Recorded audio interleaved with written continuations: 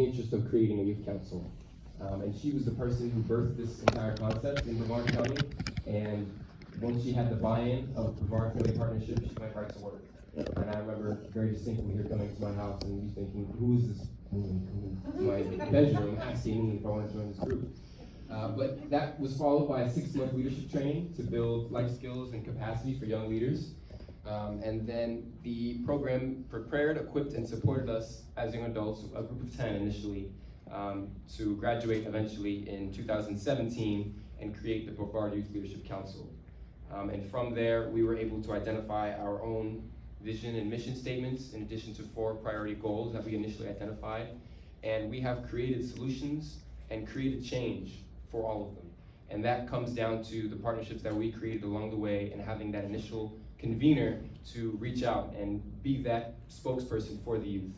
And I think one thing that really steps apart from Brevard from other areas is that we have a youth adult partnership. And as Phil mentioned, we are community assets, not service recipients. And so just briefly to talk about the Youth Council, it's a leadership board that is organized to give youth voice and choice in impacting policy change.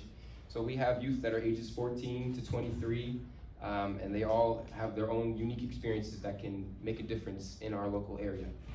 So the 4 priority goals that we created were to increase the number of foster homes. We were able to partner with Brevard Family Partnership to attend their pride panels and provide a youth voice on those graduations, just for prospective foster parents to ask what it is like to be a teenager in foster care. Our second priority goal was to promote normalcy within the system.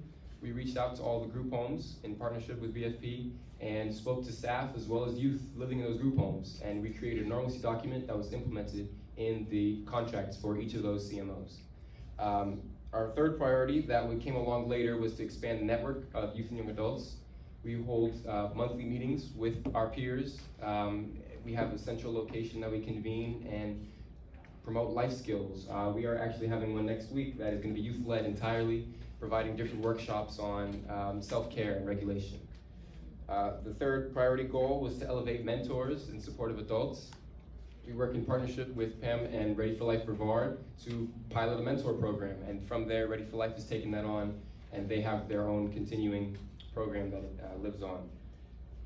Also, providing life skills, we partner with Ready for Life in that as well, providing monthly life skills classes to our youth. They receive an incentive upon completion, and they're also learning skills and building connections with community partners along the way.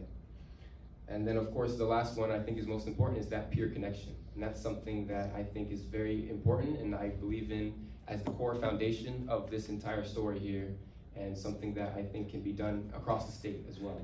So with that, I would like to pass it along to Ms. Pam Bress. So we're gonna go back in order. She's gonna talk about Ready for Life. Good job, John.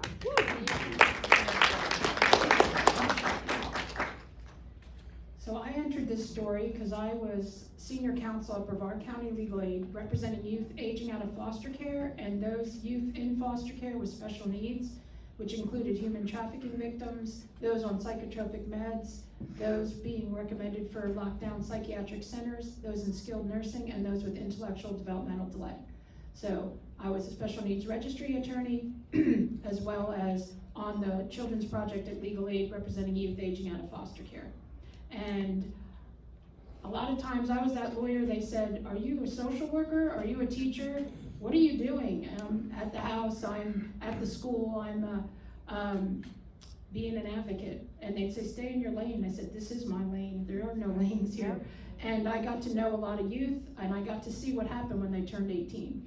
And that there was just a lot of lack of centralized services post-18 for all youth. It didn't matter if they aged out of licensed care, were in a non-relative placement, relative placement, guardianship, adoption. They came and reunited with their mom, a month before they aged out, and that failed. I mean, all kinds of situations. And I just saw these youth that had my cell number. I went to jails and prisons to visit them, and I said, this just didn't need to happen. And about that time, it just played on my heart for years. And I was invited by the Brevard Youth Leadership Council to attend one of their meetings at Kaiser College on a Friday afternoon in 2019.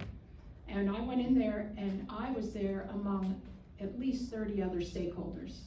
So I was there as a senior counsel at Legal Aid representing youth. The guardian ad litem was there. The Department of Juvenile Justice was there. Phil Scarpelli, the CEO of Brevard Family Partnership, was there. Crosswinds Youth Shelter, our emergency shelter, was there. All the stakeholders that work with youth were invited to this meeting, and it gives me goosebumps. I remember walking into this room like this with these 5 youth up with their PowerPoint presenting their mission statement and their 4 points or 5 points. And one of the points was, we need mentors when we age out. We need supportive adults. And then at the end, they called on the stakeholders to join their action committees, one of their action committees, to actually get one of these points done and solved and work on these points. So I just raised my hand and joined the mentor pilot committee. I said, sign me up, you do need, mentors when you age out. And Phil was on that, and so was Paris, was on that committee. We all ended up on the same committee. And what an experience it was.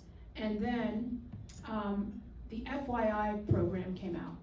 You guys know what that is? The Foster Youth Independence Initiative, the HUD program that Ben Carson helped push through HUD in 4 months in 2019. And a dear friend of mine, Betsy Farmer, the outreach director of the Housing Authority, said, Pam, you've always been complaining there's no housing for youth. You gotta come to this webinar, listen to this webinar in July of 2019. So it's all happening, the universe was coming together, right? So I was with the Youth Council, I was so impressed with them, I joined their pilot mentor committee. My friend Betsy says, there's a new housing program for youth aging out. I said, well, you gotta come meet some really amazing youth. John, Rayla, and their other colleagues on the Youth Council. So she came, she was moved to tears by what they were doing, and she stood up and said, we're gonna get you housing. And you'll hear about that, and in her chapter, there's no place like home. Yes. But anyway, long story short, Betsy and I became co-founders of Ready for Life Brevard, and we went over to Ready for Life in Pinellas County. I said, I've heard about this place, let's go look at it. Because one of the components of the Foster Youth Independence Initiative from HUD was there's gotta be a certification by the local housing authority that there are services available. And I'm like, that's gonna be tough unless we make the services available, because they needed to be centralized and easy to get to, and there was no drop-in center or anything. Heard about Ready for Life in Pinellas. Betsy and I went over on a road trip over there with a couple other people. We said, this is the way to do it. This is a no-brainer. All services under one roof. Legal services, food, clothing, healthcare navigator, mental health, housing assistance, GED program, Food pantry. youth peer support at the top. So anyway, we came back and we said, we're doing it, and we started Ready for Life as a grassroots startup, Ready for Life Brevard, with the blessing of Ready for Life Pinellas. In October of 2019, we incorporated. November, we became a 501c3. January 4th, thanks to Betsy's connection of free rent for 15 months from Brevard Health Alliance, we opened our doors of January 4th of 2020. And it all started because I went to a Brevard Youth Leadership Council meeting and brought Betsy from the Housing Authority, and we were empowered to help the youth meet the points that they say they need. And with that, I'm going to, and by the way, almost exclusively during COVID, we created a drop-in center.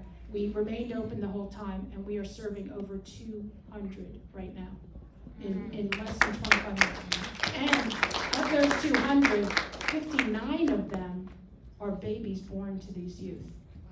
So we are serving a lot of, we're trying to break that generational foster care by helping them keep their babies with wraparound, and we are going to change. You are the first for me to publicly announce, we are gonna become Ways for Life Brevard wraparound youth services.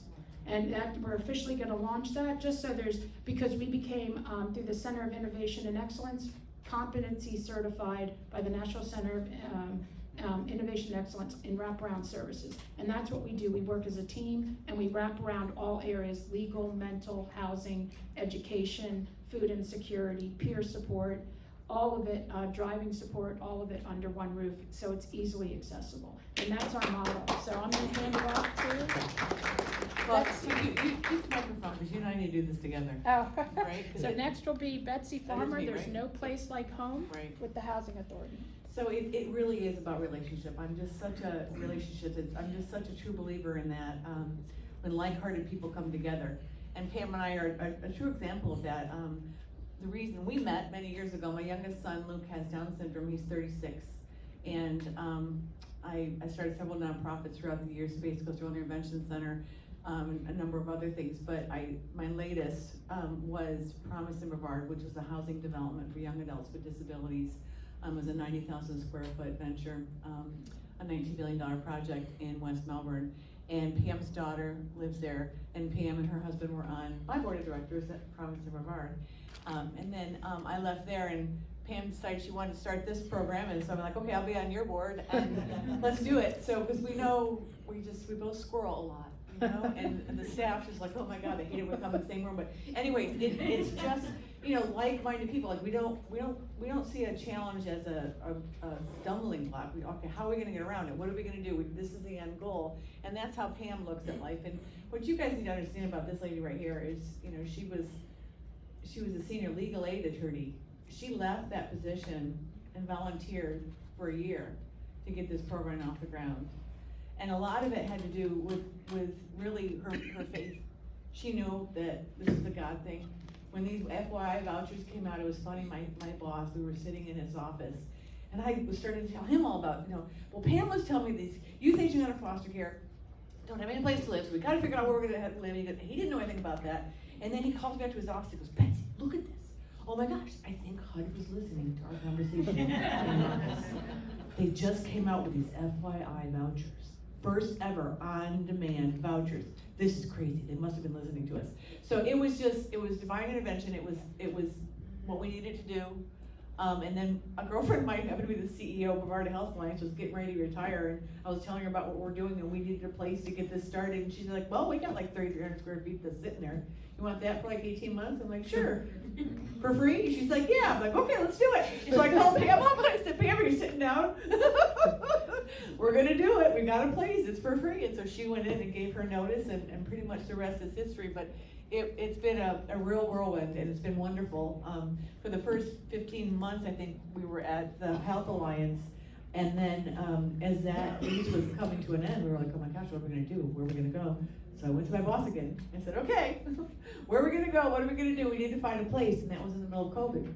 And at the time, we have a 3-story building. I don't know how many square feet it is, but so many of our folks were working at home. And he's like, yeah, this is ridiculous. That second floor is empty. Everybody's working at home. Why don't we just renovate that and bring Ready for Life over here? I'm like, cool. So I told Pam, like, okay, we gotta meet with him and tell him what we want. So he designed it all out. And I believe, according to Ruthie White, I don't know of any other housing authority in the country that gave up office space to be a drop-in youth shelter center for youth aging out of foster care and other unaccompanied youth. So hats off to my boss for thinking out of the box, and it has been an amazing partnership. I'm right there on the floor where they are, where Ready for Life is. I mean, we're right there together. All the kids come by my office as they walk in. I tell them to pull up their pants. It doesn't always work, but I try. But anyways, and then they're also, have you guys ever heard of the FSS program with the Housing Authority Section 8 vouchers? Anyways, it's family self-sufficiency. It's a great program. So we try, and that person is on our floor as well. And it's a super program. If you start out, and the more you make in salary, the more you pay in rent with a Section 8 voucher. So if you start out and the voucher is paying all your rent, which a lot of our young adults, that's how it starts out. And then they make $1,000 a month, then they pay $300 a month in rent. Well, the Housing Authority matches that every single month. It goes into a savings account for them. And then they start making $2,000 a month, then they gotta pay $600 a month in rent. We match $600 each and every month, and it goes into a savings account. And they can use it for a car, they can use it for whatever they want to, a down payment on a house. Well, that person is on the floor as well, so she's constantly working, she's getting our youth signed up, giving them a little bit of a carrot down the road. So that's kind of exciting. So to have her and Pam and the whole crew on the same floor, it's just absolutely wonderful, and we're all committed. I don't know if any of you are here and are into housing, if that's something you're looking at or whatever, but your housing authorities, that's what we do. And it's a great, great partnership. These Section 8 vouchers, these FY vouchers are game changers. So I don't know, not every housing authority in the state of Florida participates in the FY program, but they should, because they truly are a game changer for these young adults. So, if you have any questions, I'll have my cards up here. I'd be happy to talk you through it if you have any questions at the end. But it's been a game changer for me. My background is my youngest son has Down syndrome, and so I was all my time. Okay, all right. So kids with special needs have been my life forever and ever. I didn't know anything about youth aging out of foster care. You're supposed to jump up and down. But Pam taught me that, and so I just kind of crossed over, and here we are, and it's awesome. And okay, go back to you now. Okay, because I got timed out. You're supposed to squeak or something. Throw something at me. Chapter 4 of our, Okay, yeah, I was looking at you, sorry. Chapter 4 of our story is Paris Traganos with the Guardian Ad Litem program, and he is the networker. Oh, here we go, here we go. I mean, I'm sure you can speak loud enough, but. Maybe. Can everybody hear me? I'm gonna read from my notes here because I've had to switch a few things around, but my name is Paris Traganos. I'm a former computer jock. I got involved with hardware and software early on. I became a high-tech exec, former CEO of a couple of different companies, and now I'm retired. I do some consulting as well. I was a math and science major growing up after I got out of the service. Always focused on solutions, because if you're involved in computers, you really need to be thinking about solutions. And also, since then, I saw a motivational film about being an agent of change, so I've sort of dedicated myself to being an agent of change, and that's where my primary skills is in networking. As Steve said earlier, pulling people together from all over the place to solve problems. So attracting various stakeholders is always a key thing, figuring out who's got a piece of the problem. And I've worked with several of these people in the room, especially with the Guardian Ad Litem program, and solving some of the problems. Everyone has a piece of the problem when it comes to foster kids. The problem is every single organization has its own charter and its own budget, so you have to figure out how to pull these people together. I was a first-time dad late in my life, and I got custody of my daughter when she was 10 years old, and it was because of a Guardian Ad Litem's report to the court in Massachusetts. When I moved to Florida, which I've been down here about 10 years now, I had spent a couple of years at Patrick Air Force Base in the 60s, and it was segregated at the time, and there was a real lot of inequities going on, and it really had a major impact on my life. When my daughter headed off to college, I came down here, and I was reading the newspaper one day, and there was an article in there, and it had to do with vets and the need for Guardian Ad Litem. So I jumped in, I met Carol Jewell and some of her people, and I jumped in and became a Guardian at that point, and right now she calls me a Guardian Ad Litem alumni. So, and I'll explain why I'm an alumni and not necessarily a Guardian at this particular point. During that period of time, I really looked at team solving problems, and I think Carol really introduced me to the way the Guardian program works. And there's a bill that came out recently that I'm sort of not in favor of, because the Guardian program works, at least in Brevard County, with the volunteer guardians, the CAMs, and the lawyers. I think it really serves the county well. During that period of time, after I jumped in and started working with some kids, I noticed that there was a significant slowdown with the case managers that worked for DCF, or Family Allies, which was part of Brevard Family Partners at the time, still is. There was a slowdown because of a transportation issue where the case managers became cab drivers. The feds laid down a law that basically said, if a kid starts out in school A, that's out of care, and moves sometime to school B in school B's district, but wants to go back to school A, that the county has to provide them with transportation back to school A within 3 days. Well, after meeting with the transportation director at the Brevard Public Schools, he told me it takes 10 days to turn it around, because you've got to figure out the bus routes, you've got to figure out cul-de-sacs, you've got to notify all the parents in the morning, in the afternoon, what times the kids are going to get on the bus, get off the bus. Lots of things changed. and they just couldn't meet it. So what happened is, Family Allies picked it up, and it really ate up a significant part of their budget, and the kids really suffered. So I came up with a solution, and I worked with it, pretty much with Carol at the time, and that was that we could use the excess vans that the transportation department had, recruit seniors to drive. They didn't need a commercial driver's license, and the transportation department would train them. So Carol and I both went to the school board to make a presentation. We got bounced the first time because there was all this action going on about guns in schools, and they said, you're never gonna get on the agenda, Paris, so forget it. Come to the next board meeting, which we did. There was a brand new superintendent coming on board. He loved it. The transportation people was involved with it. And the team consisted of Phil's predecessor at the Brevard Family Partners, the Guardian ad Litem program, Family Allies, the school department, the transportation group in there. We made the presentation. Everyone loved the new superintendent, and it got bounced. And it got bounced because the risk management manager said, we're self-insured, we can't do this program, which led me to in a different direction anyway. Time? You got till 7. I got till 7, okay. So anyway, at that point, I ended up meeting a woman, she's now a woman, sitting right beside me right here. And she was 17 at the time and had been through several different high schools. She was a junior, and someone asked me, said, why don't you, I'd like you to work on this particular case. So I went and met her. She was living in a group home with 14, 15 other girls.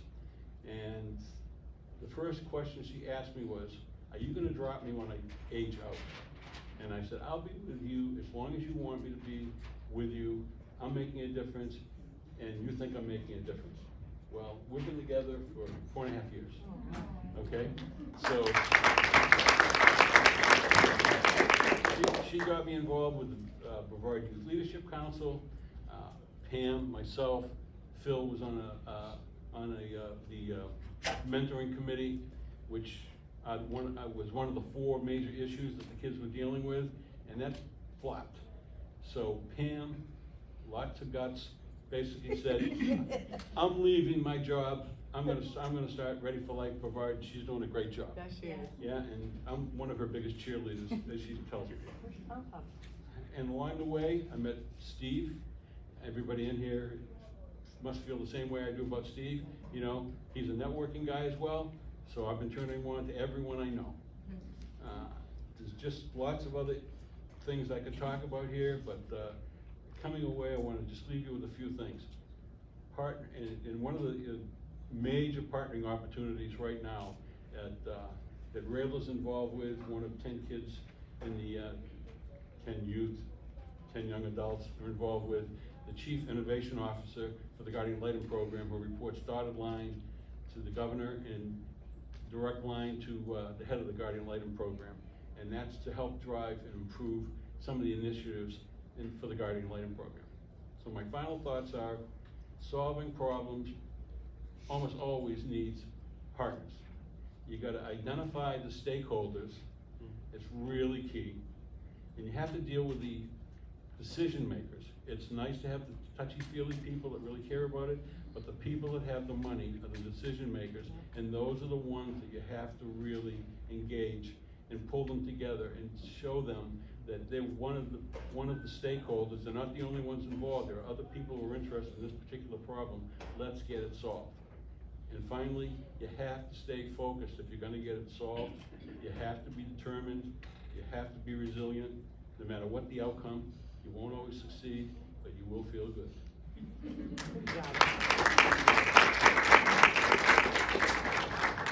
And the final chapter of this story is Rayla James, and she's the closer.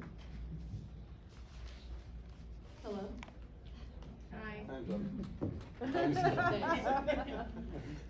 All right, thank you, Paris. Thank you, everyone on this panel, for what a phenomenal job they've all been doing. Am I right? So, as you heard, my name is Rayla James. I am currently 21 years old. I spent 4 years in Florida's foster care system from 14 to 18. I aged out. I'm now a senior at the University of Central Florida, majoring in education. Soon to be graduating this December. Excited! Thank you guys. I'm really hyped because it is not easy. Okay. I'm so grateful for all the support here. And I also serve on the Brevard Youth Leadership Council and am involved in a lot of other statewide initiatives. So I'm going to be talking about specifically the importance of youth councils, of community collaboration and partnerships for change, and my personal experience in working with these different networks of supports that you've been hearing about. So first, in talking about the work of the Brevard Youth Leadership Council, you heard John throw around the term voice and choice. But what is voice and choice? For us, this means having a part in the decision-making process and exercising our right to be heard. So this is a term you'll hear frequently whenever you hear us speaking about the work of the council. This is important because we are the ones with the lived experience, and we have the feedback to give to the professionals that we can take and work collaboratively on action steps for policy and practice changes. Serving on a leadership council provides ongoing capacity training for young leaders. I've been able to build skills along with other colleagues on the council and other youth at different trainings that we've held, in skills such as team building, communication, problem solving, strategic sharing, my favorite, among other things. And all the while having the chance to make a difference in the lives of other youth served by the system of care. And all of these skills, I'd like to note, are transferable for youth entering college, entering, what are they called? The trade schools, technical schools, transitioning into adulthood, and even entering just right into the growing workforce. Imagine being able to put the CEO of an organization on your resume. That's a reality for me, like as a reference. Next, I'm going to talk about community partners we've built in Brevard, many of which are here today.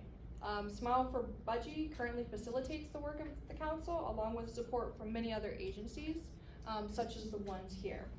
The purpose of all of these groups come together in the monthly meetings that you heard John reference, and the meetings that Ms. Pam referenced as well at Kaiser University. And we call this group of individuals the Brevard Youth Thrive Action Committee. The purpose of this group is to bring adult and youth leaders together to effectively work on the priority goals that John outlined for us earlier. Some other organizations that attend these meetings and that we often collaborate with on other priority goals, either locally or statewide, include Brevard Family Partnership, the Garnet Lighten Program, the Friends of Children of Brevard, Brevard Cares, One Voice Impact, Crosswinds Youth Services, the Housing Authority of Brevard County, and Positive Pathways, which we are so grateful to be in collaboration with here today. So the Brevard Youth Thrive Action Committee, we work collaboratively on different action steps and participate in regular meetings. We work on our different priority goals and collaborate with mentors, Garnet Lighten, CBC staff, and other nonprofits in the area. And a phenomenal result is that the increase of communication between all of these organizations consistently grows because we're in constant contact. We're always talking, bouncing ideas off of each other. So all the while our connections are thriving. And finally, as we close out on the importance of youth-adult partnerships, I'd like to share some personal insight into how far some of these supports and networks and organizations can go in changing the lives of youth. Everyone here today has had an impact on my life and has been there for me in more ways that my biological family ever has. So I'd like to share some things about each of the people up here today. Starting first with Angela, who wasn't able to be here today, but would still like to I recorded for her. Oh my gosh. It's okay, no pressure, Angela, it's okay. Betsy, we got 2 recordings on it. Okay, all right, good. Both of them. All right, Thank sorry. you, no I just pressure. wanted to hear this. Okay. So starting first with Miss Angela. When I met her, she was the first person who saw my capacity for leadership building instead of calling me bossy, which is what I have had heard my whole life. She inspired me to use my experiences to help other youth in the system, She is an amazing mentor to me and an inspiration for how far I can go in making my goals a reality. Mr. Scarpelli. When I met him, he made me feel like a somebody that mattered. I didn't know I was talking to the CEO of an organization until I actually read his name badge. The whole time, I felt like I was talking just to a peer who had the same passion. He taught me that any conversation can be an opportunity to learn something new. Miss Pam. When I learned about her background as a lawyer, I was instantly inspired by her work ethic and drive. I watched her start an organization from the ground up with literally nothing and pull everyone together based on one single passion. She has shown me that anything is possible if you work hard enough. Miss Betsy. Uh-oh. She made me feel important when she requested my input on a housing program that you heard her talk about. With her support and connections, I'm now living in a brand new apartment and receiving assistance from a program I didn't know existed until I met her. She is a continuous motivator in my life and inspires me to keep going even when things get tough. Never give up. Yeah. John. Uh-oh, here we go. He has shown me that it is possible to turn pain into power and weaknesses into strengths. When I first joined the council, he helped to train me up and motivated me to push past my fears in public speaking, particularly in my lack of ability to hold a poker face. Ultimately, leading me to the successes I've had and speaking in front of many crowds now. And saving the best for last, Mr. Paris. He has shown me that family is more than blood and that it is possible for someone to not give up on you. He's helped me in endless personal and professional pursuits and has been my biggest champion ever since I met him. I am certain that my life would not be how it is and I would not be who I am today if it weren't without his impact on my life.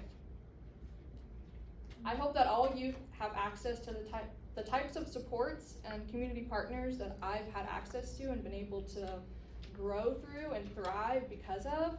And I hope that other people can take what we have learned and continue to build partnerships in their communities so that stories like mine continue to be possible.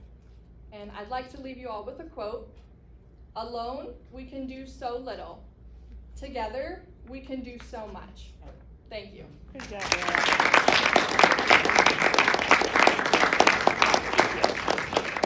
Now what? Questions? Now what? We strategically left the end of the book to questions and answers, so hopefully we'll have some answers if you have some questions. Jay has a question. This is for Betsy with your FYI voucher. Can you do congregate housing if there are wraparound support services with the voucher?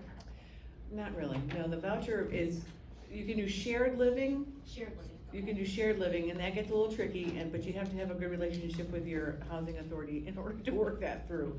So, we have not done shared living yet. We've been able to successfully get our folks into housing settings, and one of the things I forgot to mention earlier is my boss was building 25 two-bedroom units when all this happened, and he set aside 6 of those 2 brand new units for the FYI voucher folks to live in, which is kind of cool. So, but yes, they can do shared living, but it's a little complicated, but it can be done. Can you be reached for further? Oh yeah, I have my And I've got your cards. contact. Yeah, so, yeah, but housing is like, that's so crucial. If they don't have a home, how can you do anything else? Right. And that's one thing that Pam taught me, is that, they gotta have that roof over their head, that stability, then they can start thinking about doing other things. It's been really hard trying to find housing, I will tell you, but we've been lucky. I have great relationships with a lot of our landlords, so I'm doing the best I can. We have 18 vouchers, right? We have gotten 18 vouchers and we have 5 or 7 in the pike.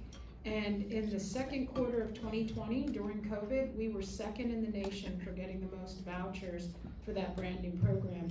And the sole reason is because of our partnership. Yep. There's no other explanation for it, is all of us, and once again, we came together through the stakeholder meeting of the Brevard Youth Council. Yep. And I forgot to mention that Betsy and I are co-founders along with 2 other people, for Ready for Life, but, Phil Scarpelli was one of our original board members for 2 years.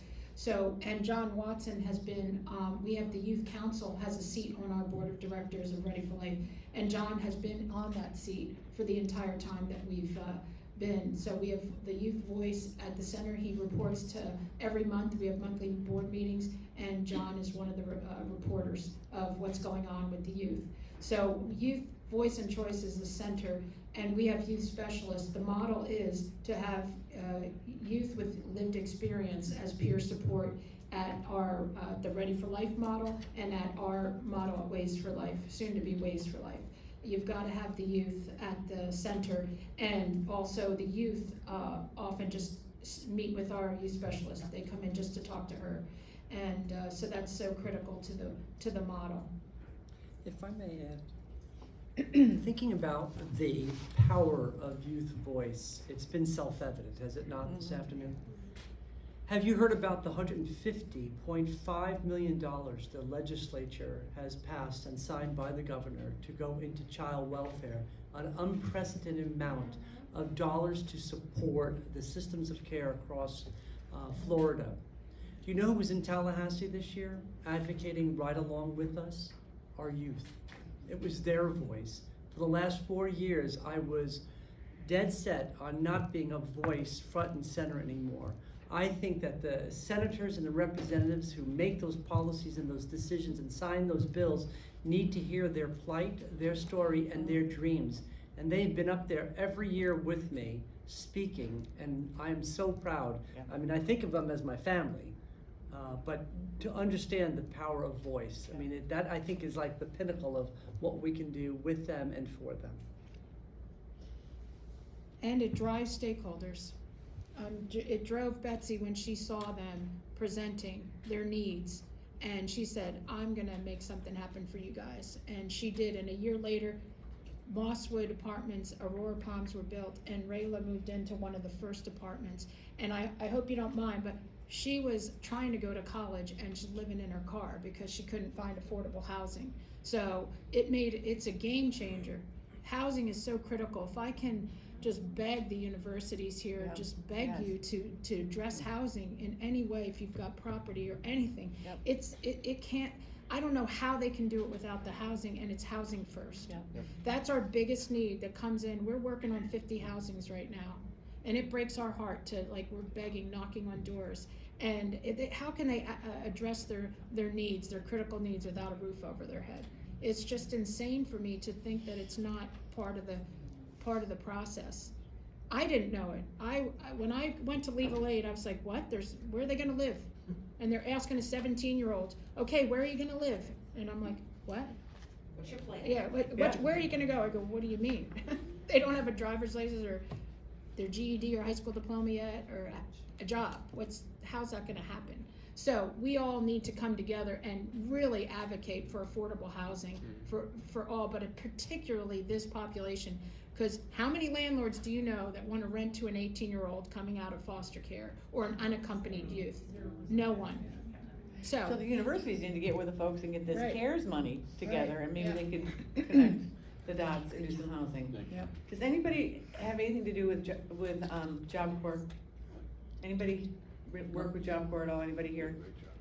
Because we need a Job Corps in our area. We really do. So, I thought I'd ask a question for you.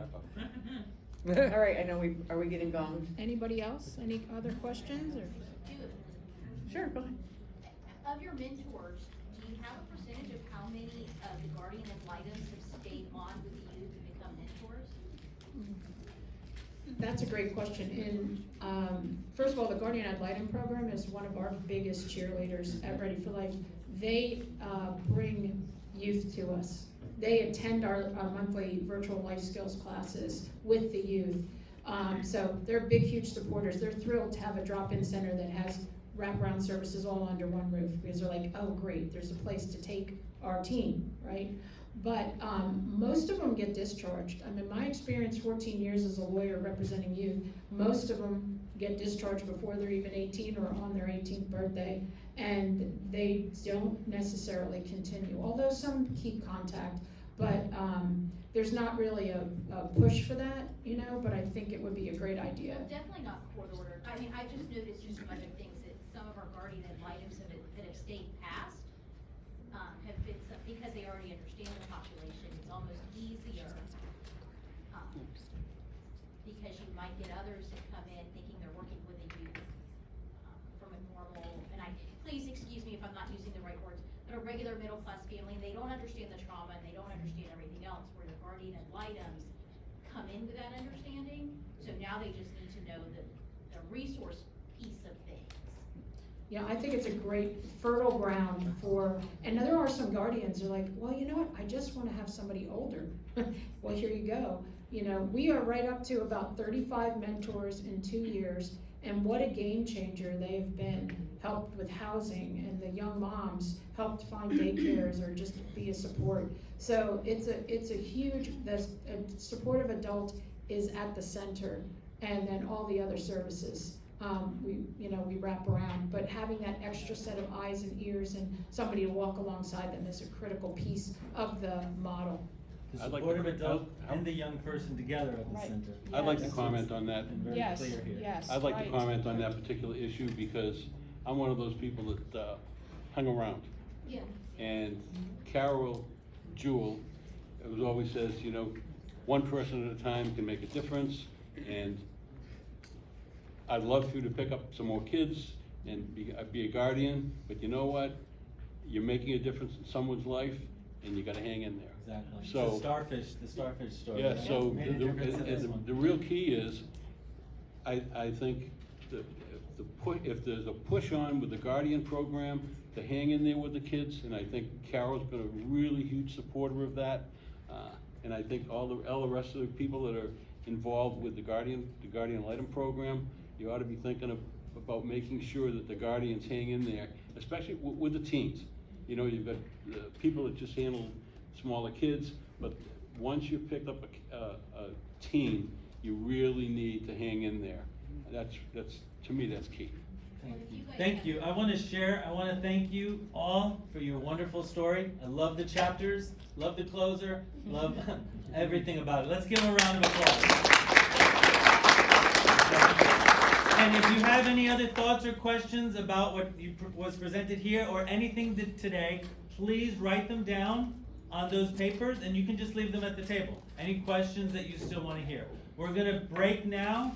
We look forward to having you here in the morning. From 8 to 9 is walk and talk, so you can find out about some new programs. Southern Scholarship will be here, other folks, and then at 8:45 you'll hear directly from them, and then we'll start off at 9. Okay? Steve, real quick, my guide dog is leaving for the day. If I could grab somebody else's elbow, I would greatly appreciate it. Also, you guys, so we will have just like light breakfast stuff, but I was at the hotel this morning for the breakfast, and it's really good. So Very good. make sure that you go to get the full breakfast at the hotel you're staying. And then they also have free drinks over there tonight. So. Free drinks, she says. Wait a minute. Thank you all. See you tomorrow. Thank you so much. Good job. Of course, thanks for having us. Thank you. Yeah, that was fast, isn't it? Well, it's 5 o'clock. So much for not doing 5 minutes. Did you get a picture of all of us sitting up here? I want to put it on Facebook. Did you by any chance get a I picture? could probably get it and still do it now. I can take a picture. Rayla, they want to take a picture. Yeah, that's Until you've got determined posture. yes. Now you could actually get in a little Yeah, closer. yeah, here we go. Hey, Rayla,